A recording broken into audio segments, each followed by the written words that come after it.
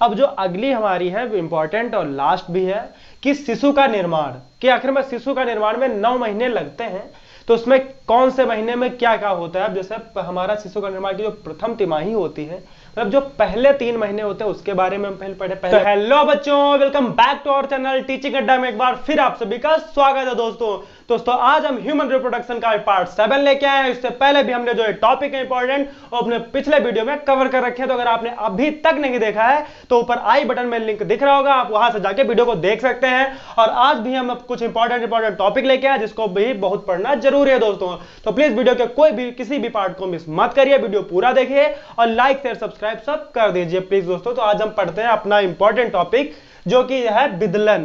अब सर विदलन क्या होता है, तो सर युग्मनज जब बनता है तो उसमें जब समसूत्री विभाजन होता है, आपने पढ़ा होगा पिछले, तो वो जो तीव्र समसूत्री विभाजन होता है उसे हम क्या कहते हैं, उसे हम विदलन कहते हैं। और यह निषेचन के 24 घंटे बाद चालू होता है, जैसे कि युग्मनज में होने वाले तीव्र समसूत्री विभाजन को विदलन कहते हैं। यह लगभग निषेचन के 24 घंटे बाद शुरू होता है दोस्तों। और इसका अगर जैसे कोई भी चीज होती है तो या तो उसके नुकसान होते हैं या तो उसका कोई फायदा होता है।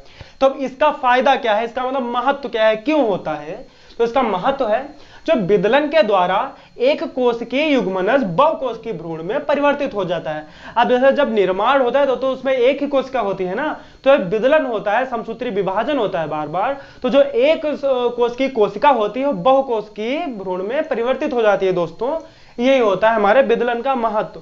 और हमारा अगला टॉपिक है दोस्तों अपरा। अपरा बहुत ही इंपॉर्टेंट है दोस्तों, इसको बिल्कुल भी पढ़ना मत भूलिएगा, बहुत ही इंपॉर्टेंट है और एग्जाम में तो आता ही आता है, समझिए फोटोकॉपी तुरंत इसकी छप जाती है एकदम।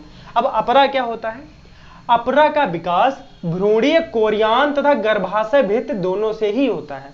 से अपरा का जो विकास होता है, जो भ्रूणीय कोरियान होती है और ये गर्भाशय भित्ति होती है, इनमें ही अपरा का निर्माण होता है। भ्रूणीय कोरियान से रुधिर वाहिनियों का विकास हो जाता है, और जो भ्रूणीय कोरियान होती हैं इससे रुधिर वाहिनियों का विकास हो जाता है, मतलब इसमें भी विकास आ जाता है जो रुधिर वाहिनियों में, और एक अंग का निर्माण होता है और एक नए अंग का निर्माण होता है। जब वाहिनियों में विकास होता है तो एक नए अंग का निर्माण हो जाता है। इस अंग से गर्भाशय तथा भ्रूण के रसांकुर से परस्पर जुड़ाव को ही अपरा कहते हैं। अब जो इस नए अंग का निर्माण होता है एक गर्भाशय तथा भ्रूण के रसांकुर दोनों से जुड़ जाता है, और जो एक जुड़ाव होता है उसे हम क्या कहते हैं दोस्तों, अपरा कहते हैं। बस कितनी सी आसान सी भाषा में है और नंबर आपको ज्यादा देके जाएगा, आसान बहुत है दोस्तों, तो प्लीज इसको तो बिल्कुल भी मत भूलना।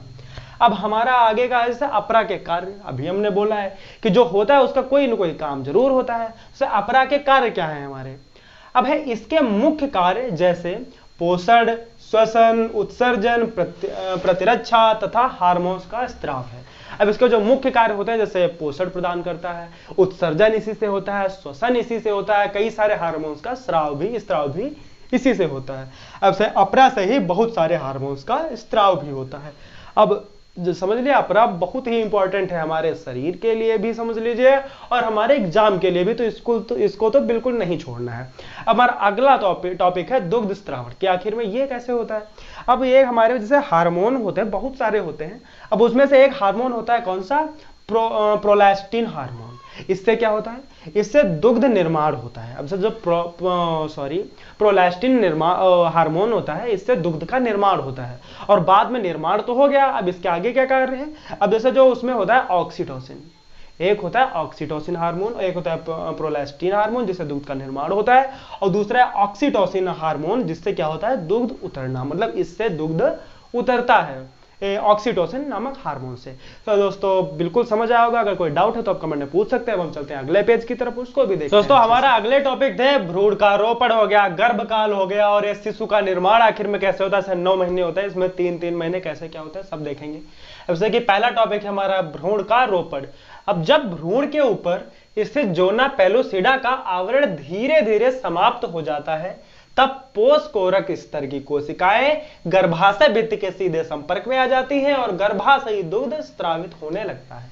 अब से जब भ्रूण के ऊपर का जो जोना पेलुसिडा था, आपने पढ़ा होगा पिछले, हमने अपने वीडियो में पढ़ाया था, तो जब उसका आवरण धीरे धीरे समाप्त हो जाता है यानी कि हट जाता है, तो जब पोषक कोरक स्तर की जो कोशिकाएं हैं वो गर्भाशय भित्ति के सीधे संपर्क में आ जाती हैं, जिससे होता क्या है, गर्भाशय दुग्ध स्रावित होने लगता है। यही भ्रूण का रोपण होता है। अब गर्भ क्या काल दोस्तों क्या होता है, भ्रूण के निषेचन से जन्म तक का समय गर्भकाल कहलाता है।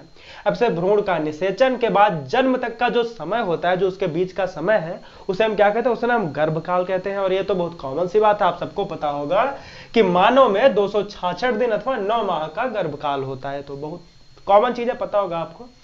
अब जो अगली हमारी है वो इंपॉर्टेंट और लास्ट भी है कि शिशु का निर्माण, कि आखिर में शिशु का निर्माण में 9 महीने लगते हैं, तो उसमें कौन से महीने में क्या क्या होता है। जैसे हमारा शिशु का निर्माण की जो प्रथम तिमाही होती है, मतलब जो पहले 3 महीने होते हैं, उसके बारे में हम पहले पढ़ेंगे। इसमें सर्वप्रथम अंग निर्माण की प्रक्रिया शुरू होती है। अब सबसे पहले अंग का ही तो निर्माण होगा, तो सर्वप्रथम अंग निर्माण की क्रिया शुरू होती है, जिसमें सर्वप्रथम तंत्रिका नाल, फिर मस्तिष्क एवं मेरुरज्जु का निर्माण होता है। जिसमें सर्वप्रथम पहले तंत्रिका नाल बनती है, फिर मस्तिष्क, फिर मेरुरज्जु, एक काफी सारे अंग का निर्माण होना शुरू हो जाता है। इसी समय हृदय, रुधिर वाहिनियां, आहार नाल तथा दूसरे अंगों का निर्माण भी हो जाता है। और इसी समय जो रुधिर वाहिनियां होती हैं, हृदय होता है और काफी सारे अंग और अंग होते हैं, जिनका निर्माण जो है प्रथम तिमाही में हो जाता है। और उसके बाद हमारी कौन सी तिमाही आती है, 3 महीने बीत चुके हैं, इतना हो चुका है। अब दूसरी तिमाही आती है, द्वितीय तिमाही। इसमें क्या होता है, चौथे माह में अस्थियों के कंकाल तथा 5वें माह में शरीर पर रोम का निर्माण होने लगता है। अब जो चौथा महीना होता है, उसमें शरीर का जो कंकाल है अस्थियों का, जो देखा होगा आपने कंकाल का फोटो, वही जो कंकाल होते हैं उनका निर्माण होना चालू हो जाता है। कौन से, चौथे महीने में। और 5वें महीने में क्या होता है दोस्तों, 5वें महीने में जो रोम है, जो रोए बोलते हो आप ना, ये सब इनका निर्माण हो जाता है। कौन से महीने, 5वें महीने में। और जो हमारा होता है छठा महीना, छठे महीने के अंत तक मानव भ्रूण की सभी रचनाएं एवं अंग बन चुके होते हैं तथा भ्रूण की हृदय धड़कन मां के उदर के ऊपर से सुनी जा सकती है। और जो हमारा छठा महीना होता है, इसमें लगभग जो हमारा स्ट्रक्चर होता है पूरा कंप्लीट हो चुका होता है। और जो बच्चे यानी कि भ्रूण की जो धड़कनें होती हैं, वो मां के उदर यानी कि पेट के द्वारा सुनी जा सकती है। अगर आप पेट पे सर रखेंगे तो उनकी जो धड़कनें होती है बच्चे की, वो सुनाई देंगी आपको। और जो हमारी अंतिम तिमाही है, इस दौरान भ्रूण अपने आकार एवं भार में तेजी से वृद्धि करता है। इस काल में मुख्यतः मस्तिष्क का विकास होता है। और जो हमारी अंतिम तिमाही होती है, इस काल में जो भ्रूण की जो से भार होता है, आकार होता है, उसमें बहुत तेजी से वृद्धि करता है और मुख्यतः इसमें मस्तिष्क का विकास भी होता है। तो दोस्तों आपने देखा होगा हमारे पिछले वीडियो, तो आपने को पता होगा कि हमने कितने अच्छे तरीके से और कितनी सिंपल भाषा में इस पूरे चैप्टर को आज कंप्लीट कर दिया। ये हमारा फाइनल पार्ट था।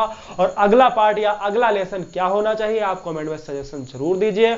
और वीडियो को अगर पिछले वाले वीडियो भी नहीं देखा तो समझ लीजिए दोस्तों कुछ भी समझ नहीं आएगा, इसलिए पुराने वाले वीडियो भी देखिए, आई बटन में लिंक होगा, जरूर देखिए दोस्तों।